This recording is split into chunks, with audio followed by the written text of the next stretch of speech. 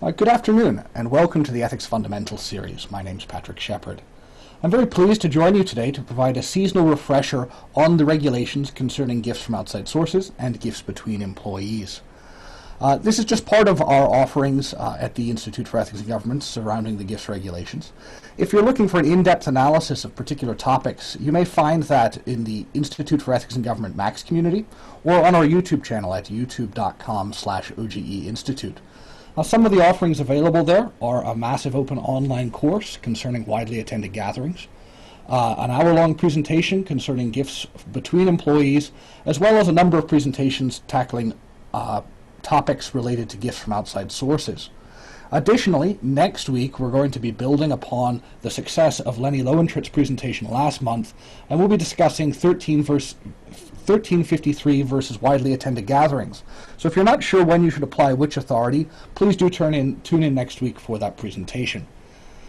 Our goals today are fairly modest. What we'd like to do is to provide an overview and refresher to where we find the regulations for gifts from outside sources and gifts between employees.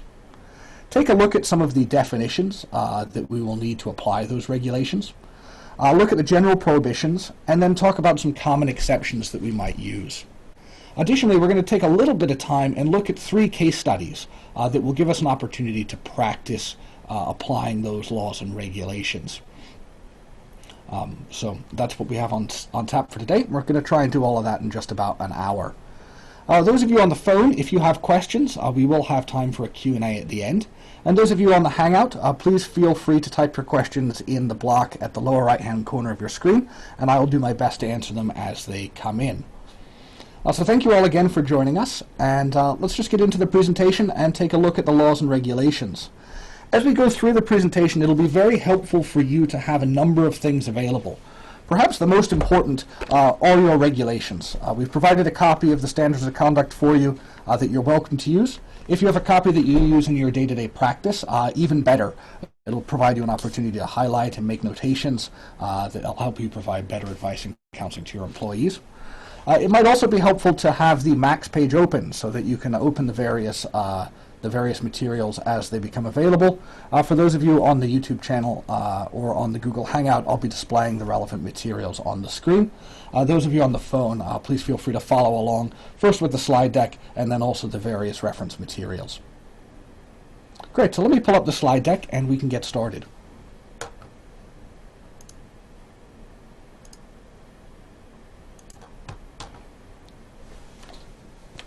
So welcome again to a seasonal refresher on the gifts regulations.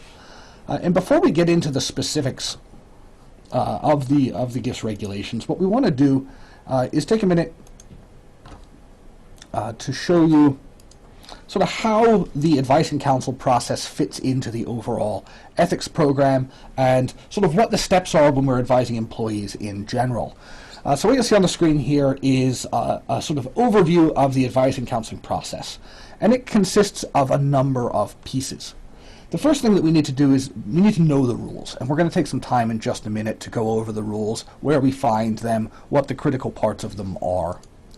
Once we understand the rules, it's important for us to be able to spot issues. So if there is a deficiency in the fact pattern, usually we have employees who ask us an ethics question and they don't know the facts that they need to provide to us. So it's important for us to kind of see the issues and make sure that we get the facts that we need. So we're going to spend some time thinking about how we can spot issues, how we can see where an issue might arise, and then think of strategies to get the facts from our employees. I have never in my experience as an ethics official had an employee come into my office with a perfectly formed fact pattern. Usually there's a requirement to go back, ask a question, find some more facts, find some more information so that we can properly advise the employee. And finally, we apply the rules to the facts. So once we understand sort of what's going on, we look at the rules and see if they permit the proposed activity or if there's a potential problem there.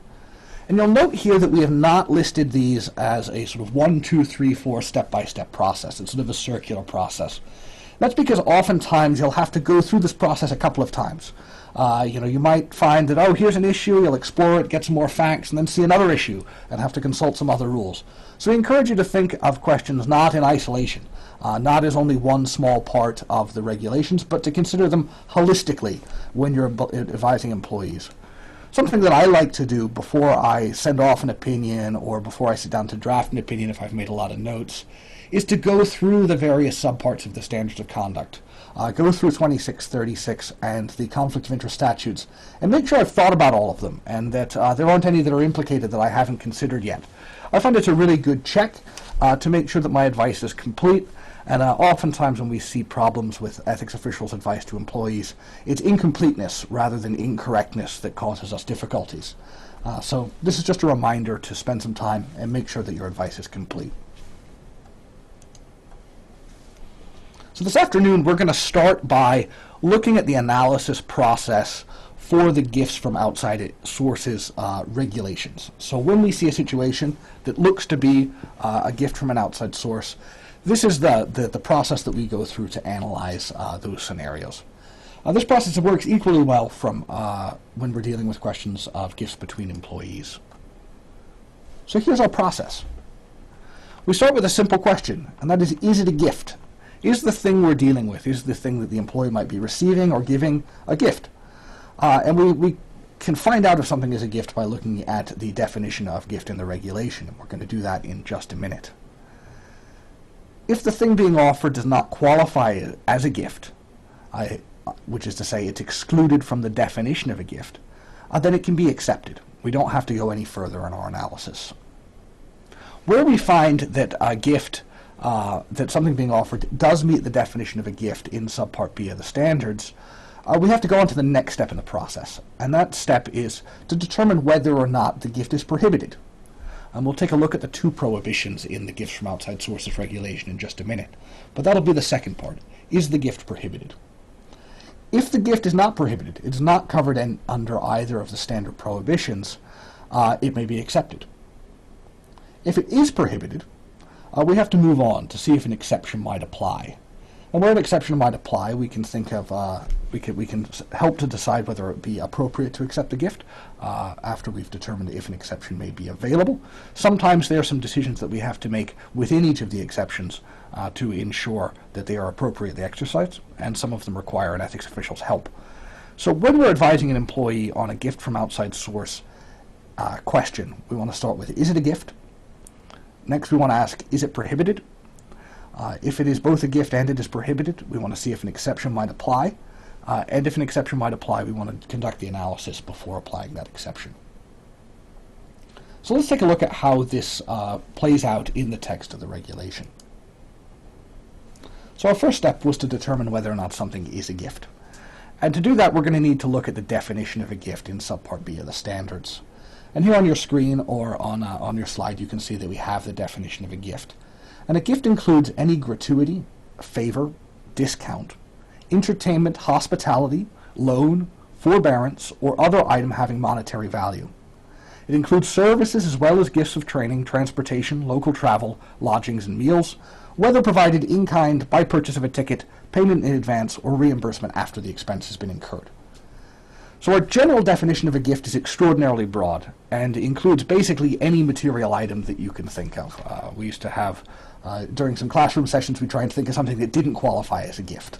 And I think maybe a sincere thanks might not qualify for a gift, but most tangible items are going to qualify.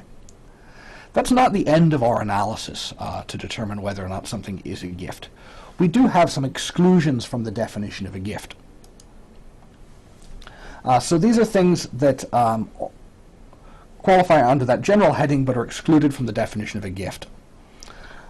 So let's take a look at some of the exclusions. It looks like we have a question coming in over the Hangout. Just a moment. So Nan Pell asks if the broadcast has begun yet. Yes, the broadcast has begun, and you should be able to see it. If you're having difficulty, you can hit refresh on your browser, and that might be helpful. So we do have some exclusions from the definition of gift. So these are things that are simply not gifts. So when we're answering that first question, is it a gift? If it meets one of the exclusions, it's not a gift, and we needn't look any further. And these are kind of common sense items. The first one are modest food items and refreshments. And those modest food items and refreshments are things like coffee or donuts taken other than as part of a meal. And the idea here is that if someone offers you a cup of coffee when you're on site, maybe at a contractor's office, you should be able to accept that. And we have a question from Barbara that's coming, and the question is, can we get a copy of the slides? And the slides for this and all of our broadcasts are available on the Institute for Ethics in Government site on max.gov. So yes, Barbara, I hope you find them to be helpful. There should be a link to the particular page in the email you received with this, the link to the presentation. We have some other common sense exclusions, including greeting cards and items with little intrinsic value, loans from banks and financial institutions, etc. So the first question you're going to want to ask when you have a gifts question is this gift excluded from the definition of a gift? And we look to 2635 203 to determine whether or not the gift applies. So that's going to be your first step in the process. If we determine that the thing that's being offered is a gift, the next question we have to answer is, does it meet one of the prohibitions? And for gifts from outside sources, there are two prohibitions. And these are independent of each other. It's not necessary to meet both prohibitions. If something meets one of the prohibitions, it is prohibited under the general standard. So the two prohibitions are as follows. Except as provided in this subpart, an employee shall not directly or indirectly solicit or accept a gift from a prohibited source or given because of an employee's official position. So those are some interesting questions. So we have to find out, is the gift from a prohibited source? And if it is from a prohibited source, it meets the general standard, regardless of the motivation for the gift. Or, regardless of who the gift is from, if it is given because of the employee's official position, it is also prohibited. So it needs to meet only one of those standards.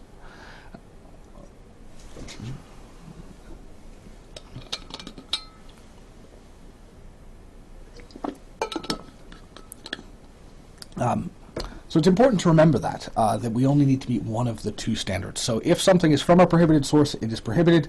If it's given because of the employee's official position, regardless of whoever is doing the offering, it is also prohibited. So that's the question we ask in the second part of our process.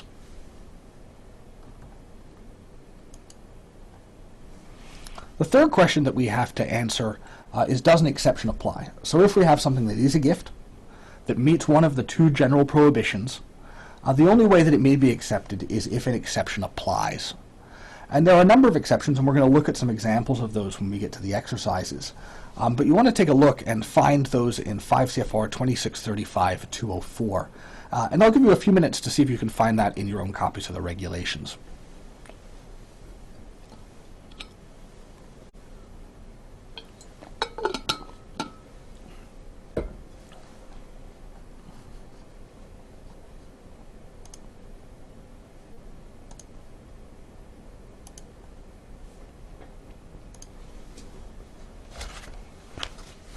All right, so we find the exceptions at 5 CFR 2635-204.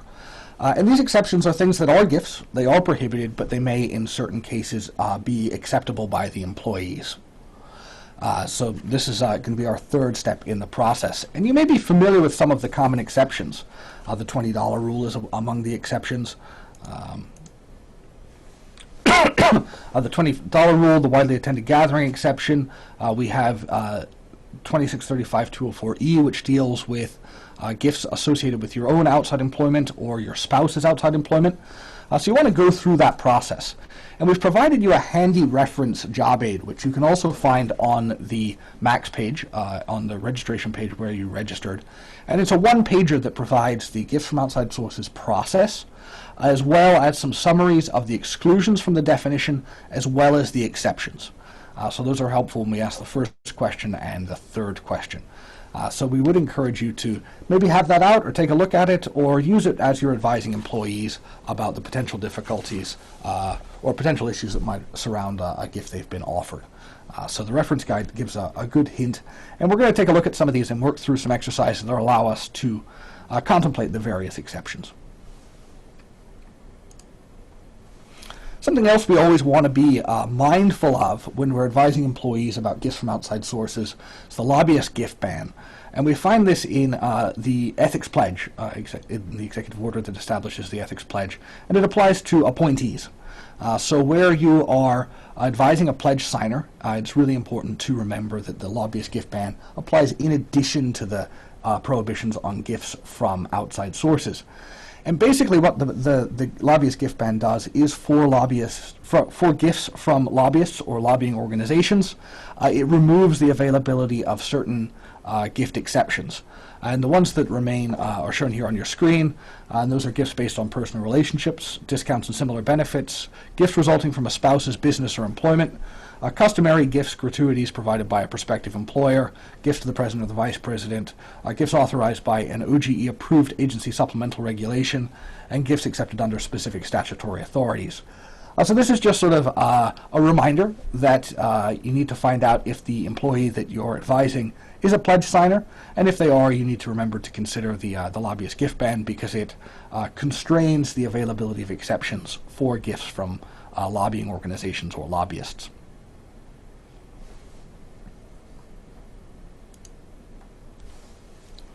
Let's take a look at, now turn our attention to subpart C of the standards, where we're going to deal with gifts between employees.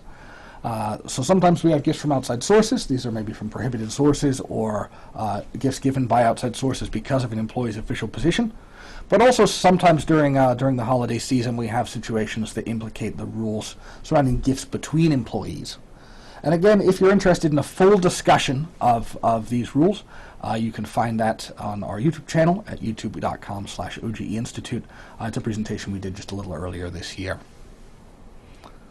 But let's take a look at the parts of the regulation that are going to be relevant for applying subpart C.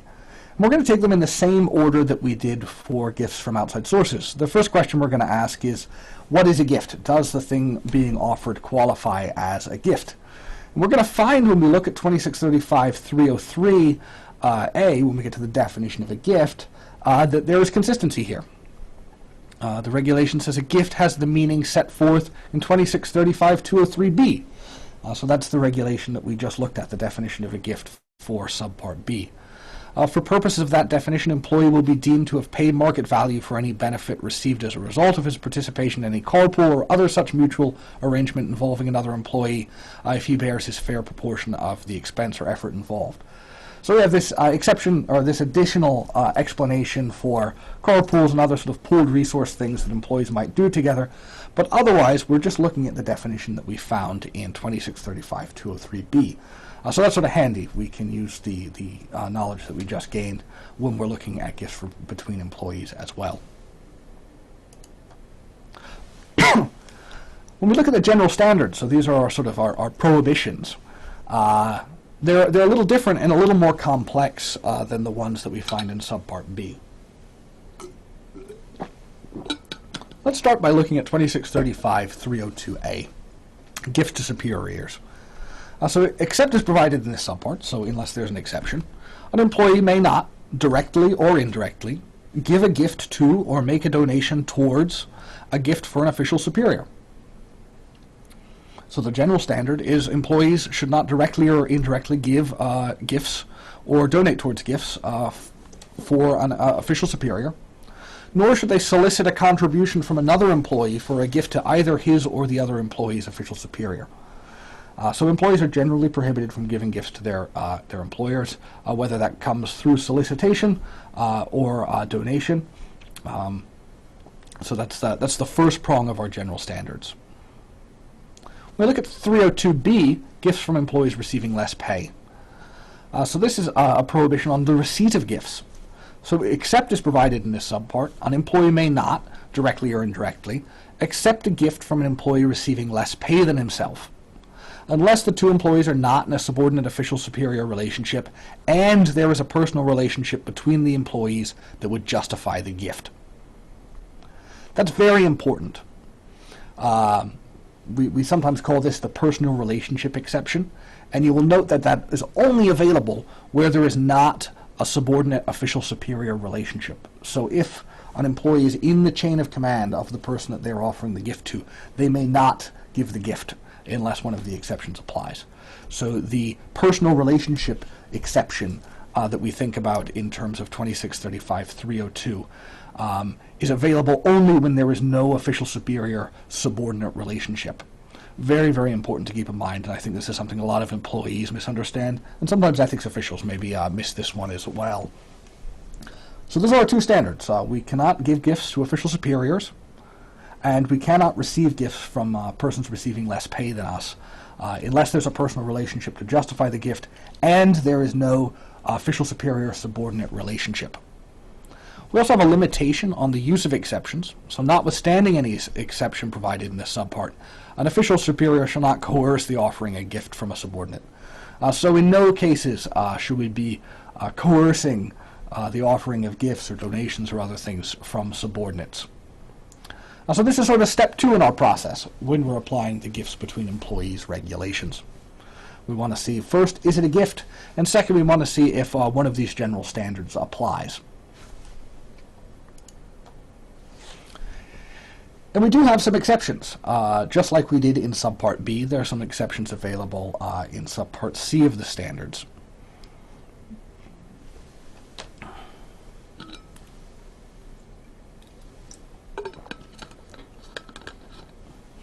So the first general exception we have is on an occasional basis, including any occasion on which gifts are traditionally given or exchanged, the following may be given to an official superior or accepted from a subordinate or other employee receiving less pay. So these things are the things that happen on an occasional basis. We'll contrast that in a moment with those things that are acceptable on special, infrequent occasions. And you want to be sure to keep those two categories separate in your own mind.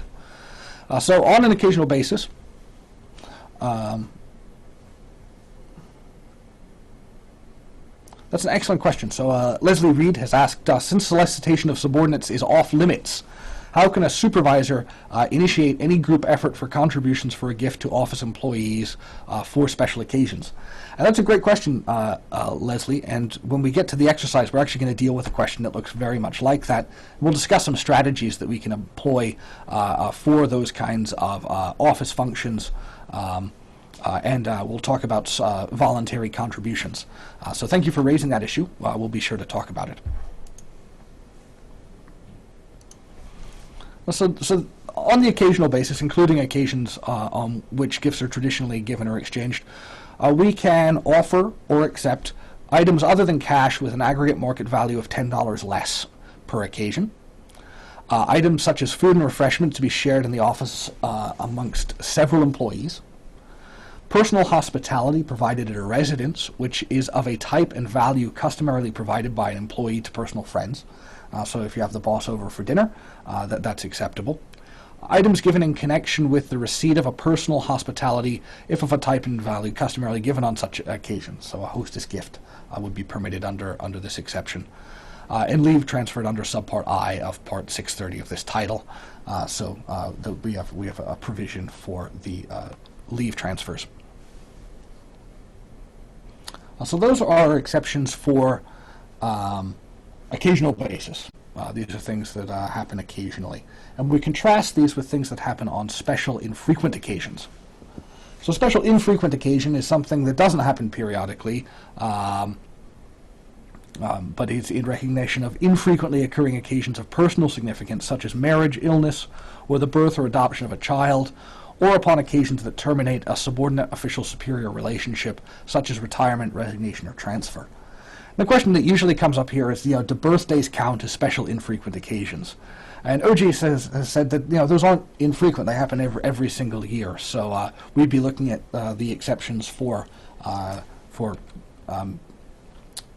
occasional basis when we're looking at birthdays and similar holidays. Special infrequent occasions are things that are less frequent, so things like times of personal significance such as marriage or illness or the birth or adoption of a child, or on occasions that terminate the subordinate official superior relationship such as retirement, resignation, or transfer.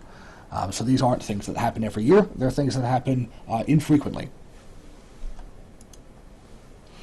So this will go to Leslie's question. When we talk about voluntary contributions, how do we know if a contribution is voluntary? An employee may solicit voluntary contributions of nominal amounts from fellow employees for an appropriate gift to an official superior, and an employee may make a voluntary contribution of a nominal amount to an appropriate gift on a special infrequent occasion, or on an occasional basis for items such as food and refreshment to be shared among office employees. And to Leslie's question, generally the best practice is not to have supervisors requesting these voluntary contributions, because soliciting directly of subordinates is covered in our general prohibition.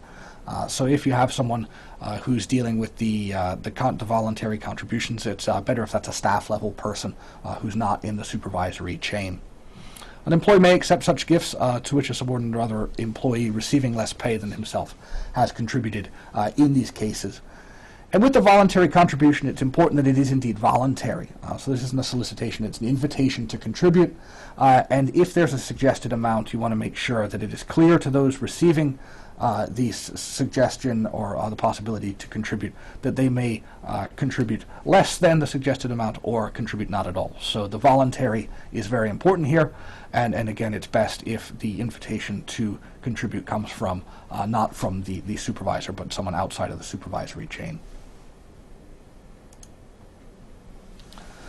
So let's take a few minutes to look into our scenarios, because I think this is all very well and good as we work through the regulations sort of on their own, but it becomes much clearer when we start to look at particular situations that might arise in our general practice as ethics officials. So here we have 3 scenarios, and we'll just take these in order. And what we're going to do is I'd encourage you to take out your regulations.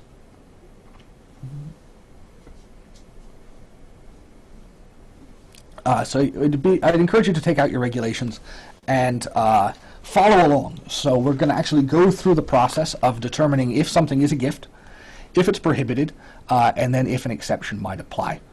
So let's start with this first scenario. We have Jane, who is a GS-13 program analyst. For the holidays, she would like to collect cash donations from her colleagues to get their division director a gift certificate for a nice meal out. May Jane offer this gift to the supervisor?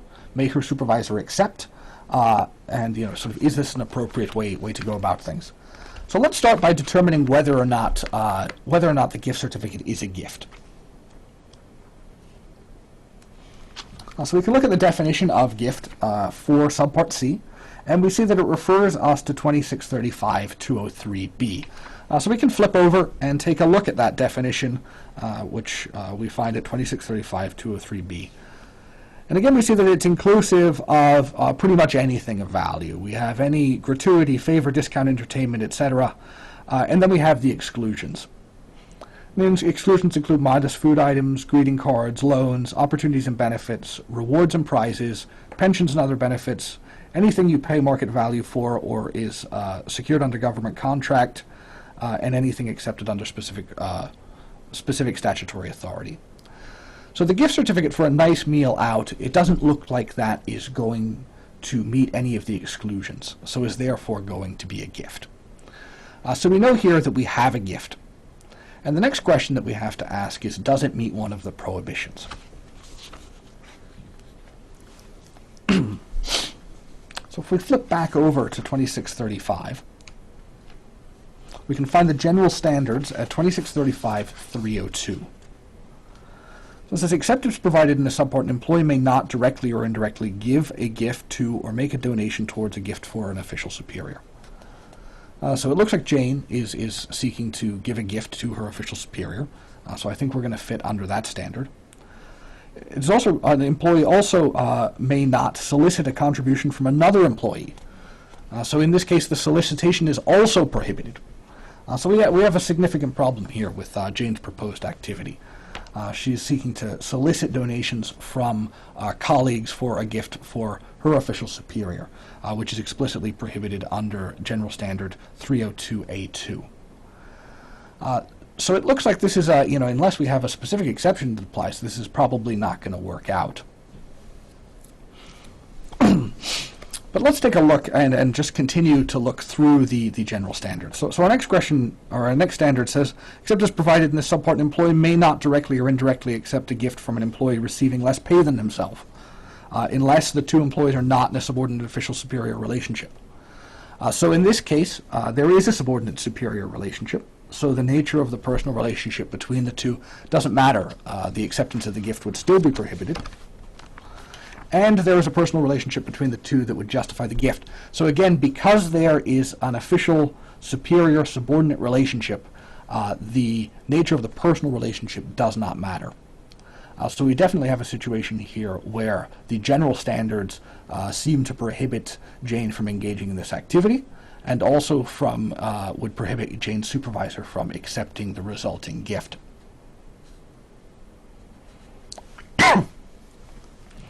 Let's see if one of the exceptions might apply. So the first exception here we have on an occasional basis, and I think here we'd be looking at an occasional basis, not a special infrequent occasion. We could have items other than cash with an aggregate market value of $10 or less per occasion. I think it's unlikely that a nice meal out could be purchased for less than $10, so I don't think that's going to be available to us. Items such as food and refreshment to be shared in the office among several employees. That's not what's being proposed here. It is a meal out, but it's not going to be shared amongst the employees. Personal hospitality provided at a residence, which is of a type and value customarily provided by the employee to personal friends. That doesn't seem to be a good fit here either. And items given in connection with the receipt of personal hospitality, if a type and value customary to the occasion. So again, that doesn't seem to apply here. We're not talking about personal hospitality in the home. We're talking about a gift card. And also this isn't going to be covered under the leave transfer.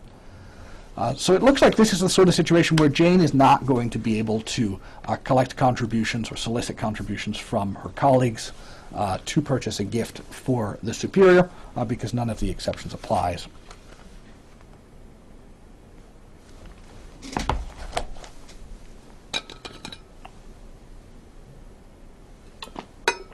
And it does look like we have a question coming in over the Hangout.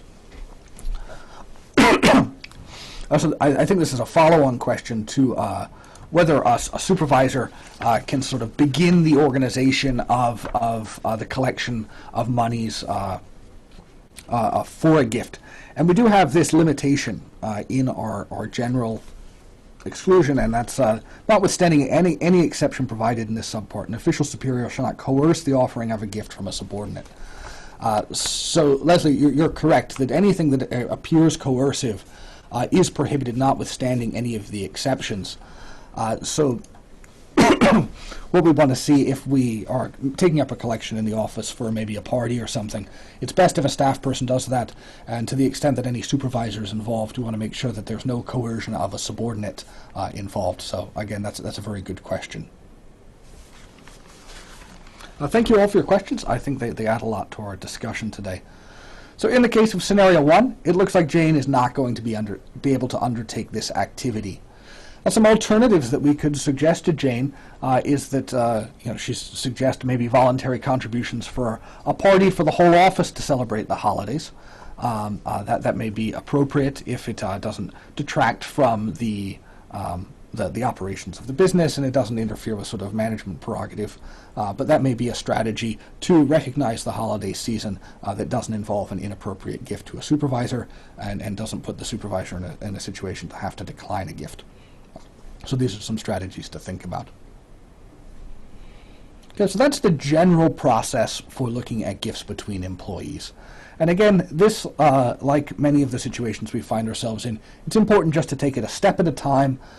Start with asking yourself whether it's a gift, look at the general standards and prohibitions, and then go on to see if an exception might apply. Now we're going to turn our attention to the gifts from outside sources regulations and look at a couple of scenarios that are very likely to come up for you during the holiday season. So in our second scenario,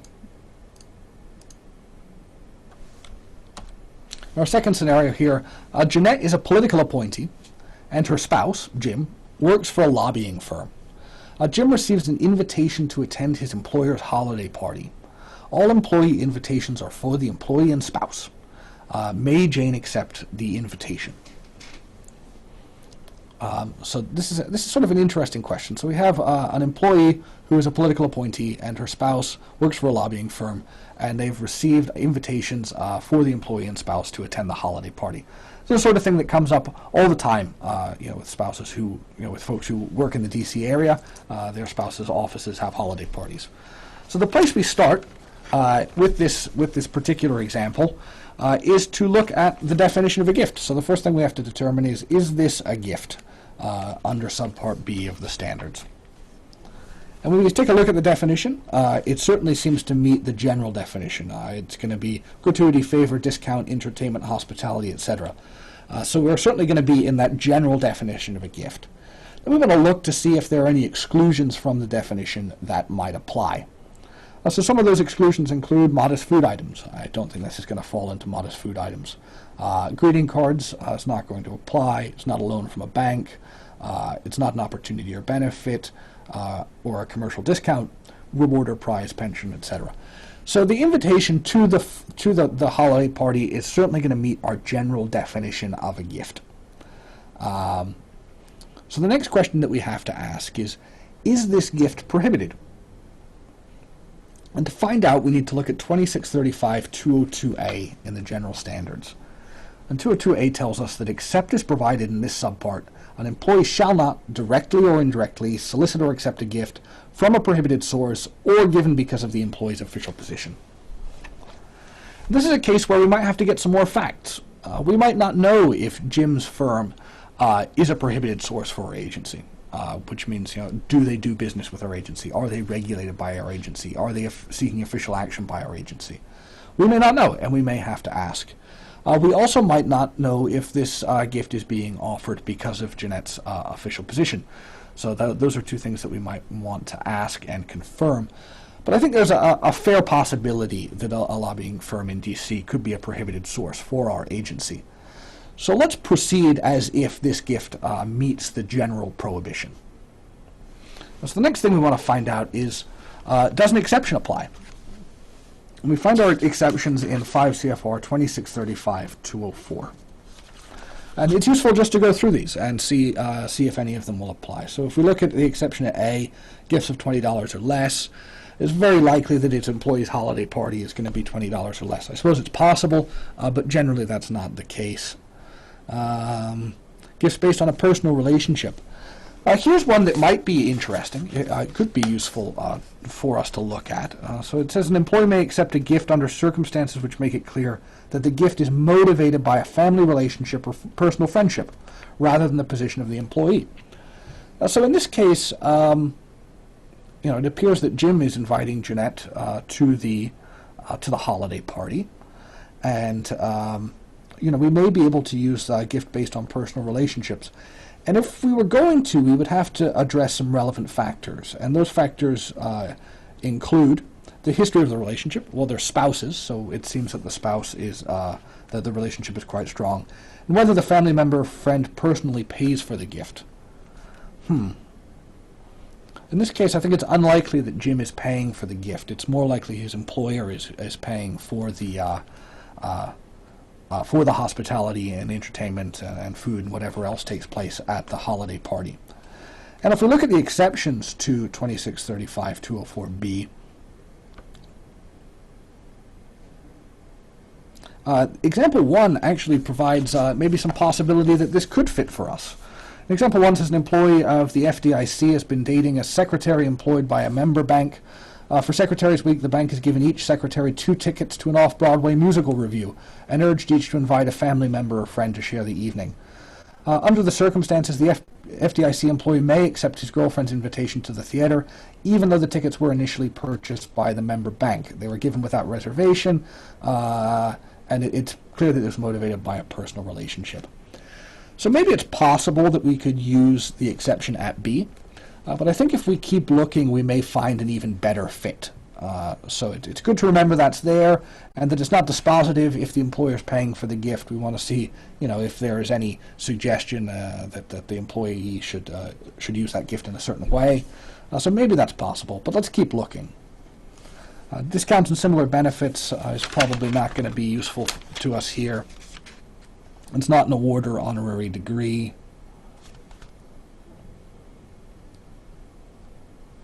But when we get to E, E is probably going to be our best course of action here.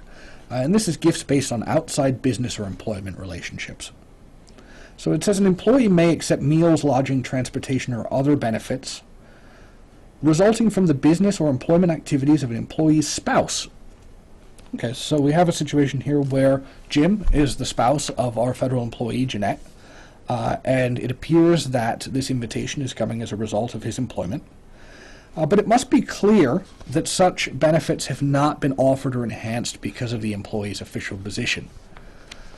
So we do have some information here. It says all invitations are for the employee and the spouse. So it seems the E is very likely available to us. One question that I might want to ask of Jeanette in this case is whether or not the benefit is being offered or enhanced because of her official position. If this is just the regular invitation, everyone gets the same experience, E1 is probably the best exception for us to use.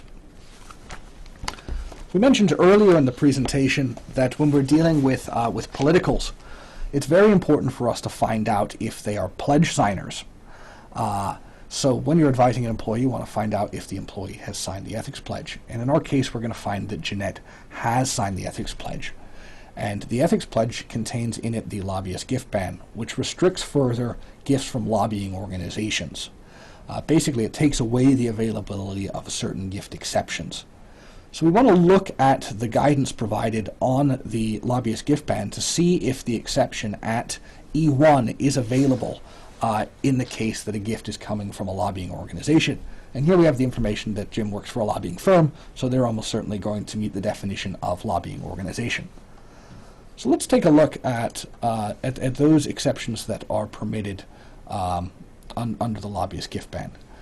And here we're looking at an excerpt from diagram DO-09-007. And it says the only exception to the lobbyist gift ban are ones that do not undermine the purpose of the gift ban and are set out below. And we find that gifts based on a personal relationship are permitted. Discounts and similar benefits, that exception is available. And here very importantly, gifts resulting from a spouse's business or employment. So explicitly here in the guidance, we see that 2635-204E1 is available to us. So it looks like Jeanette is going to be able to attend the office holiday party at her husband's place of employment. So again, very important to go through the process, find out if the thing is a gift, if it's prohibited, if an exception applies, and where we have people who are subject to additional restrictions, considering those restrictions.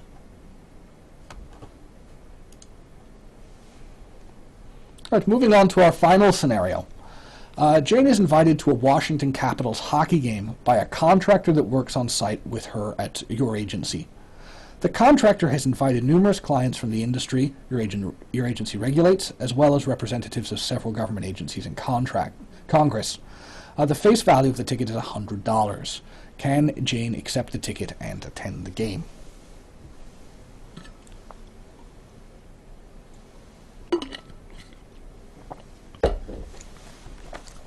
So let's start at the beginning of our process.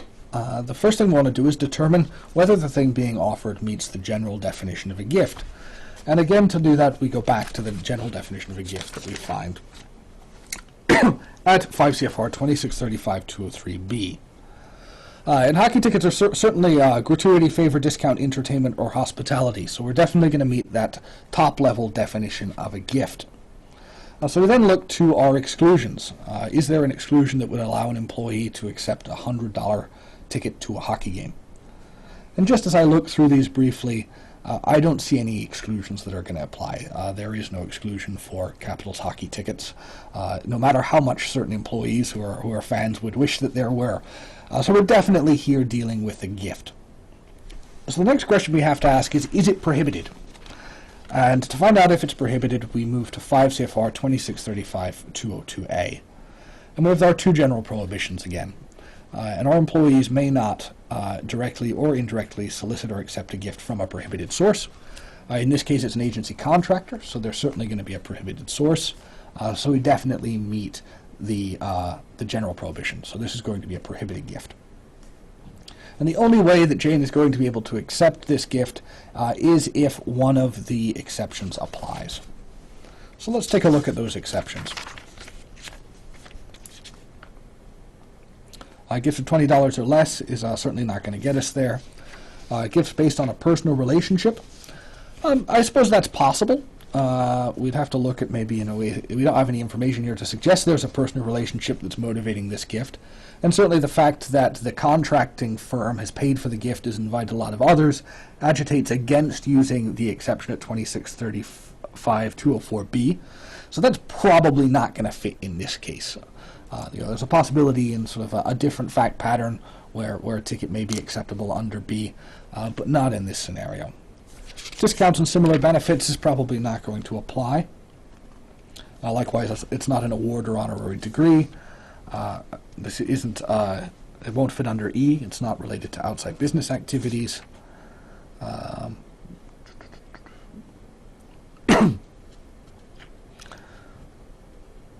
It's not in conjunction with prospective employment, so F's not going to work.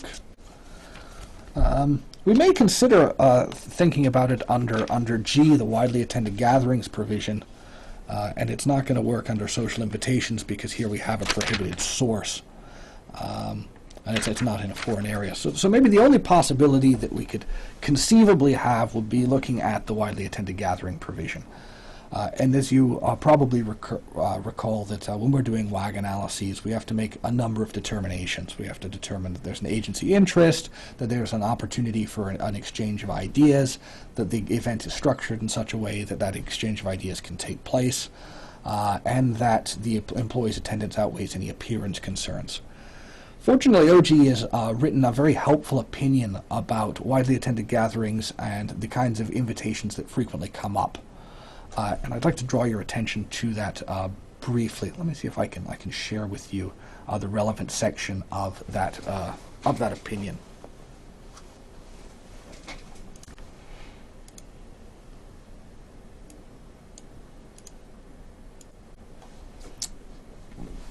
So here we're looking at our diagram on sporting events or on widely attended gatherings, and in this opinion we deal with quite a few common scenarios that come up, common kinds of events that come up during our WAG analysis process, and we give you some guidance about analyzing those common kinds of events. So this is diagram 07-047, and I'd suggest any time that you have a widely attended gathering question, this is a really good place to look for guidance, because it does cover a lot of the more common situations. So if we look through this opinion quickly, we find that there's an overview of the WAG exception. We find a definition of widely attended gathering. And as we scroll through, we start to see certain kinds of recurrent events, social events in general, charity fundraisers, and especially pertinent to our current question, a discussion of sporting events.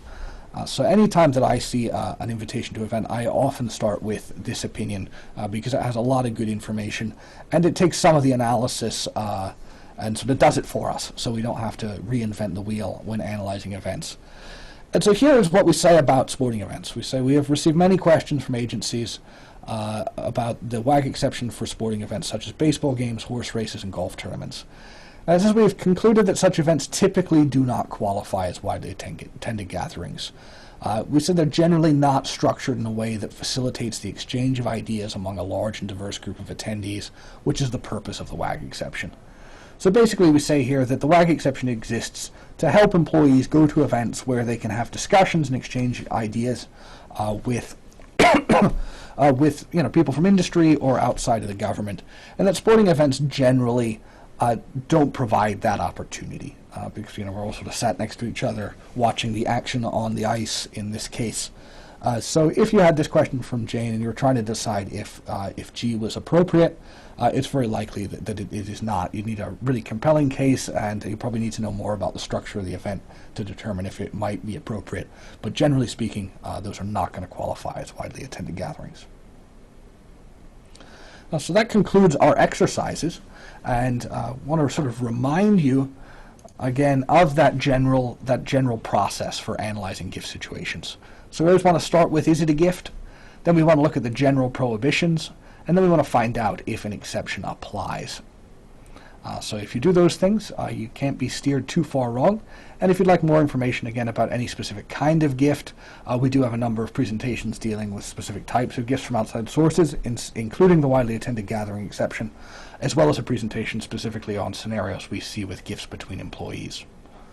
We have just a few minutes left in the hour, so I'd like to open the phone line up for any questions that you might have. And if you have any questions on the Hangout, feel free to type those in. Thank you. We will now begin the question and answer session of today's call. If you'd like to ask a question, please press star 1, unmute your phone, and record your name clearly. I'll require your name to introduce your question. If you need to withdraw your question, please press star 2. Again, to ask a question at this time, please press star 1. It'll take a few moments. Great. And while we're waiting for any questions on the phone, Shelley Shepard asks a great question. She says, can Jane pay the contractor for the ticket? Face value or market value, which in some cases is much higher amount? That's an excellent question, Shelley. And what OG has said is that the market value of a ticket is the number printed on the face of that ticket.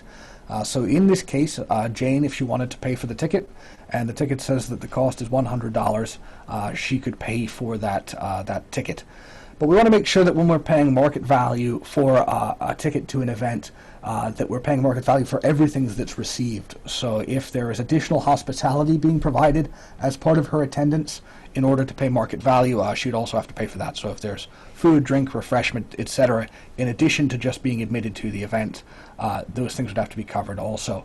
But if it's merely attendance at the event, sort of sitting in the stands at the hockey game, and the ticket says it's $100 to sit in that chair, Jane could pay market value by paying the face value of that ticket. So thank you for your question.